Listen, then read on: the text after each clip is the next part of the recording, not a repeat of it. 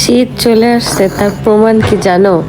এই যে দেখো, এতদিন আয়াসের ঘুমাতে মানুষ লাগেনি, তার থেকে একটু দূরে দূরে ঘুমাইতে হইতো, কিন্তু এখন সে একদম কোলের মধ্যে ঢুইকা ঘুমায়। বুঝো তাহলে এখন শীত চলে আসছে, বুঝতে পারছো? মাশাল্লাহ, মা এবং ছেলের অনেক সুন্দর মুহূর্তের ছবি দেখতে দেখতে আয়েশবাবু এখন অনেক বড় হয়ে গেছে। আর কিছুদিনের মধ্যেই আয়েশবাবুর 1 বছর পূর্ণ হতে চলেছে।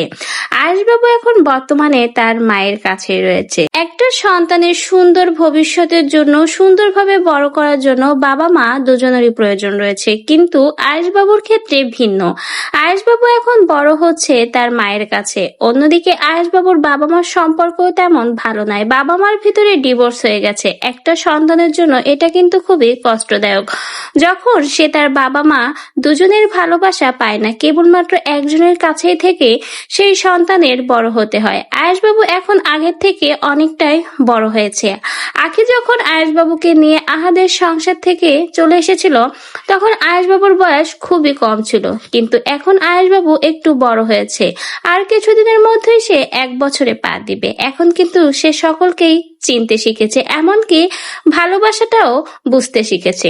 সে যেমন মায়ের ভালোবাসা পেতে চায়, তেমনই কিন্তু বাবার ভালোবাসাও পেতে চায়। দেখবেন আয়েশবাবু যখন তার বাবার সাথে ভিডিও কলে কথা বলে কতটা খুশি হয়। তার মানে আয়েশবাবু তার বাবা মা দুজনকেই কিন্তু কাছে পেতে চায়।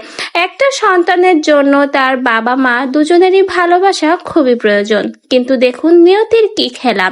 আয়েশবাবু কেবলমাত্র তার মায়ের ভালোবাসায় বড় হচ্ছে, অল্প অল্প করে পাচ্ছে না তার বাবার ভালোবাসা। এমনকি বাবার পরিবারের কাউকেই সে পাশে পাচ্ছে না, কেবলমাত্র নানির পরিবার এবং মাকে নিয়ে আয়েশবাবুর এখন বড় হতে হচ্ছে, যেখানে দুই পরিবারেই সকলে মিলে এই ছোট্ট সন্তানদের বড় করার কথা ছিল, সেখানে আজকে একটা সন্তান অবহেলা অনাদরে বাবার পরিবারের ভালোবাসা থেকে বঞ্চিত হচ্ছে। এটা হয়তো কোনো সন্তানের জন্যই কাম্য নয়। প্রত্যেক সন্তানই তার বাবা মায়ের ভালোবাসায় বড় হতে চায়।